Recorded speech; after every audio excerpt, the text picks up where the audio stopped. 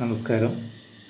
യോഗസൂത്രം രണ്ടാമത്തെ സൂത്രം ഇങ്ങനെയാണ്: യോഗാ ചിത്തവൃത്തി നിരോധ.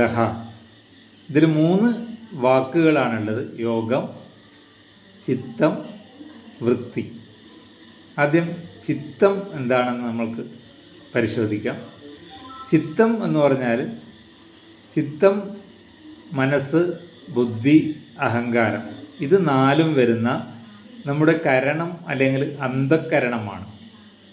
ഉപകരണങ്ങൾ പോലും നിർമ്മിക്കുന്നത് ഈ കരണങ്ങളാകയാൽ ഒരു കാരണവശാലും കരണങ്ങളോളം ഉപകരണങ്ങൾക്ക് എത്താൻ സാധ്യമല്ല. അതായത് കരണത്തിന് കണ്ടുപിടിക്കാൻ സാധിക്കാത്തതൊന്നും ഉപകരണം കൊണ്ട് കണ്ടുപിടിക്കാൻ സാധ്യമല്ല എന്ന് ചുരുക്കി പറയും. ഇനി ചിത്തം 5 തരം ചിത്തം ആണ് നമ്മുടെ മനുഷ്യനിൽ സാധാരണ കാണാം. അതിനെ നമ്മൾക്കൊരു കുളത്തോട് ഉപമിക്കാം. ഒന്ന്, നിരന്തരം ഇളകിമറിഞ്ഞ കലങ്ങിമറിഞ്ഞുകൊണ്ടിരിക്കുന്ന ഒരു കുളം. ചിലരുടെ മനസ്സങ്ങനെയാണ്, നിരന്തരം അജിറ്റേറ്റഡ് ആയിരിക്കും, ഒരു റെസ്റ്റും ഉണ്ടാവില്ല അതിന്, അജിറ്റേറ്റഡ് മൈൻഡ്. അങ്ങനെയല്ല എന്നെ മങ്കി മൈൻഡ് എന്നാണ് പറയും. അതാണ് ഒന്നാമത്തെ ടൈപ്പ് മൈൻഡ്. രണ്ടാമത്തേത്, കുളം കലങ്ങിയിട്ടുണ്ടാവും, ഇളക്കം നിന്നിട്ടുണ്ടാവും, എന്നാൽ കലങ്ങി കിടക്കും. അത് മൂഢം. അത്തരം അവരെപ്പോഴും അലസരായിരിക്കും. ആ രണ്ടാമത്തെ ടൈപ്പ് മനസ്സിനെ ഡോങ്കി മൈൻഡ് എന്നാണ് പറയും. അലസ മനസ്സുള്ള ആൾക്കാർ, മൂഢം. മൂന്നാമത്തേത് വിക്ഷിപ്തം എന്നാണ് പറയും. വിക്ഷിപ്തം എന്ന് പറഞ്ഞാൽ ബട്ടർഫ്ലൈ മൈൻഡ്സ്. ബട്ടർഫ്ലൈ ഇടയ്ക്ക് പൂവിൽ പോയിരിക്കും, പിന്നെ ആദ്യം അവിടെ നിന്ന് പറന്നു പോയിക്കൊണ്ടേയിരിക്കും എന്ന് പറഞ്ഞാൽ ഇടയ്ക്ക് ശാന്തമായിരിക്കും. അതായത് കുളത്തിൽ ഇടയ്ക്ക് തെളിഞ്ഞ ശാന്തമായ കുളമായിരിക്കും, ഇടയ്ക്ക് അത് വീണ്ടും കലങ്ങി മറിയും. അങ്ങനെ മനസ്സുള്ളവരുണ്ട്. ചില ആളിടക്ക് വളരെ ശാന്തരായിരിക്കും, ചില സമയത്ത് വളരെ അജിറ്റേറ്റഡ് ആയിരിക്കും. അതാണ് മൂന്നാമത്തെ മൈൻഡ്, ബട്ടർഫ്ലൈ മൈൻഡ്. അത് കഴിഞ്ഞാൽ 4ാമത്തെ മൈൻഡ്, അതാണ് ഏകാഗ്ര മനസ്സ്, ക്രെയിൻ മൈൻഡ് എന്ന് പറയും. ഒന്നിൽ തന്നെ ശ്രദ്ധ കേന്ദ്രീകരിക്കുന്ന മനസ്സ്. അത് ഇളകിമറിയാത്ത തെളിഞ്ഞ ഒരു കുളത്തോട് നമുക്ക് താരതമ്യപ്പെടുത്താം. അതിൻ്റെ അടിത്തട്ട് നമ്മൾക്ക് കാണാൻ പറ്റും. നമ്മുടെ മനസ്സും അതുപോലെ തന്നെയാണ്. അതായത് മനസ്സ് ശാന്തമായാൽ, മനസ്സ് നിശ്ചലമായാൽ, മനസ്സിൻ്റെ അടിത്തട്ട്, മനസ്സ് നിലനിൽക്കുന്ന ഒരു ഇടമുണ്ട്, അത് നമ്മൾ അറിയാൻ സാധിക്കും. അതിനെ ബോധം എന്ന് പറയുന്നത്. നമ്മുടെ ശരീരം നിലനിൽക്കുന്നതും മനസ്സ് നിലനിൽക്കുന്നതൊക്കെ ബോധം അല്ലെങ്കിൽ കോൺഷ്യസ്നെസ്സാണ്, ശൂന്യതയിലല്ല നിലനിൽക്കുന്നത്.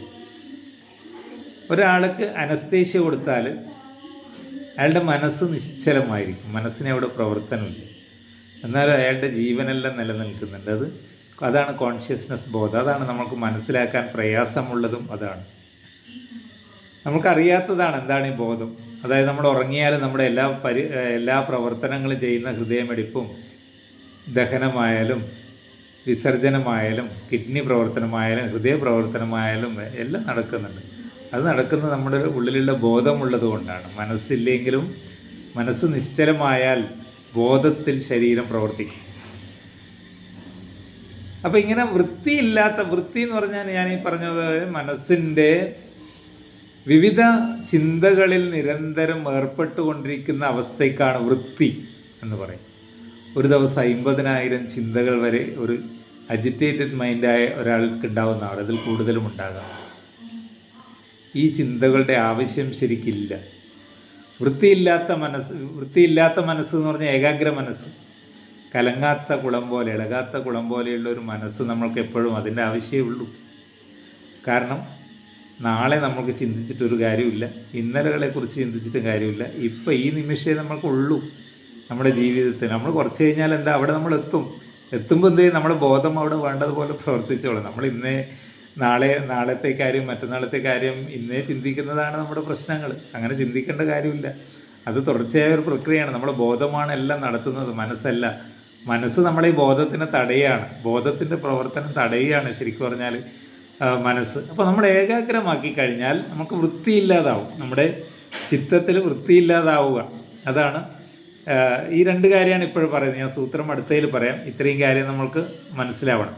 ഇനി യോഗം കൂടി പറയാം. യോഗം എന്ന് പറഞ്ഞാൽ ഞാൻ പറഞ്ഞതുപോലെ നമ്മുടെ വൃത്തിയില്ലാതെ മനസ്സ് വൃത്തിയെല്ലാം, അതായത് ചിന്തകൾ ഒടുങ്ങിയ മനസ്സിൽ ബോധം തെളിഞ്ഞു വരും, അല്ലെങ്കിൽ അത് ബോധത്തിൽ നിന്ന് പ്രവർത്തിക്കും. അതിനെയാണ് യോഗം എന്ന് പറയുക. നമ്മുടെ ബോധത്തിൽ നിന്ന് പ്രവർത്തിക്കുക.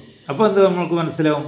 നമ്മുടെ ശരീരം നിലനിൽക്കുന്ന അതേ ബോധത്തിൽ തന്നെയാണ് ഈ പ്രപഞ്ചം മുഴുവൻ നിലനിൽക്കുന്നത് എന്ന് പറയും. അതാണ് യോഗാശ്ചിത്തവൃത്തി നിരോധ. ചുരുക്കി പറയുന്നത് ഒരു പ്രാവശ്യം കൂടി റിപ്പീറ്റ് ചെയ്യാം. ഒന്നുകിൽ ഇങ്ങനെ പറയാം, രണ്ടർത്ഥം അതിന് വരും. ഒന്ന്, യോഗാഭ്യാസം കൊണ്ട് മനസ്സിൻ്റെ വൃത്തികളില്ലാതാക്കാം. നമ്മൾ 100,000 ചിന്തകൾ വരേണ്ട കാര്യമില്ല, മനസ്സിനെ ശാന്തമാക്കാം. രണ്ട്, ചിത്തം വൃത്തിരഹിതമായാൽ യോഗത്തിലെത്തും. അതായത് മനസ്സിൽ ചിന്തകൾ ഒടുങ്ങിയാൽ നമ്മൾ എന്ത് ചെയ്യും? നമ്മുടെ ബോധവും പ്രപഞ്ചബോധവും ഒന്നാവും. അതാണ് യോഗം എന്ന് പറഞ്ഞാൽ, കൂടിച്ചേരലാണ്. നമ്മുടെ ശരീരം നിലനിൽക്കുന്ന ഇടവും സൂര്യചന്ദ്രന്മാർ നിലനിൽക്കുന്ന ഇടവും എല്ലാ ഖഗോളങ്ങളും നിലനിൽക്കുന്ന ഇടവും ഒന്നാണെന്ന് അറിഞ്ഞാൽ പിന്നെ അവിടെ ഒന്നും പോകേണ്ട കാര്യമില്ല. അതിൽ നമുക്ക് ഇവിടെ നിന്ന് തന്നെ പഠിക്കാം. അതാണ് നമ്മുടെ ബോധവും ശരീരവും നമ്മുടെ മനുഷ്യബോധവും പ്രപഞ്ചബോധവും ഒന്നാവുക. Individual കോൺഷ്യസ്നെസ്സും universal കോൺഷ്യസ്നെസ്സും ഒന്നാകുക. അതാണ് യോഗത്തിൻ്റെ ആത്യന്തികമായ ലക്ഷ്യതാണ്. അതാണ് ഇവിടെ പറഞ്ഞിരിക്കുന്നത്. യോഗത്തിൻ്റെ ലക്ഷ്യം ഇതാണ്. നിങ്ങൾ വേണമെങ്കിൽ യോഗത്തിൽ വന്നാൽ മതി, നിങ്ങൾ വേണമെങ്കിൽ യോഗാഭ്യാസം ചെയ്താൽ മതി. യോഗത്തിൻ്റെ ധർമ്മം ഇത്രയേ ഉള്ളൂ. ചിത്തവൃത്തിയെല്ലാം ഇല്ലാതാക്കി, മനസ്സിൻ്റെ ചഞ്ചലതയെല്ലാം ഇല്ലാതാക്കി മനസ്സിനെ ഏകാഗ്രമാക്കുക. അതാണ് ഏകാഗ്ര മനസ്സിൽ ബോധം തന്നെ തെളിയും, പിന്നെ അവിടെ വേറെ ഒന്നും വരാനില്ല. അതാണ് ഭഗവത്ഗീതയിൽ പറയുന്നത്. എത്രോ പരമതേ ചിത്തം നിരുദ്ധം യോഗസേവയാ എത്ര ചൈവാത്മനാത്മാനം ആത്മനി തുഷ്യത്തെ. അതായത് എത്രോ പരമതേ ചിത്തം, നമ്മുടെ മനസ്സ് യോഗസേവ കൊണ്ട് മനസ്സ് നിരുദ്ധമാക്കിയാൽ അത് ട്രാങ്ക്യുലായി മാറും. എത്രോ പരമതേ ചിത്രം നിരുദ്ധം യോഗസേവയാ എത്ര ജൈവ ആത്മനാത്മാനം പശ്യന്നാത്മനി തുഷ്യതി. അങ്ങനെ ആകുമ്പം നമ്മുടെ മനസ്സ് നമ്മുടെ ബോധത്തെ കണ്ട് ബോധത്തിൽ നിലനിന്ന് സന്തുഷ്ടമാകുന്ന പറയും. യോഗാഭ്യാസത്തിലൂടെ മനസ്സിനെ ശാന്തമാക്കിയാൽ നമ്മുടെ മനസ്സ് ബോധത്തിൽ നിലനിന്ന് സംതൃപ്തി അടയും.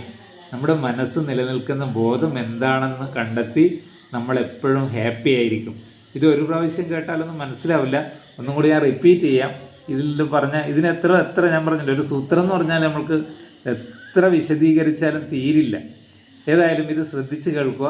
ഒരു പ്രാവശ്യം കൂടി ഇതിൽ ചുരുക്കിയിട്ട് യോഗാശ്ചിത്തവൃത്തി നിരോധ, അത് ഞാൻ ഒന്നും കൂടി പറയാം. ഇതിലുള്ള പറഞ്ഞ വാക്കുകളെല്ലാം ഒന്ന് ശ്രദ്ധിച്ച് കേൾക്കുക. ആ 5 തരം മനസ്സുകളെക്കുറിച്ചൊക്കെ നോട്ടിലൊന്ന് എഴുതി വെക്കുക. നിരുദ്ധം എന്താണെന്ന് അവസാനം പറയാം. Okay, thank you.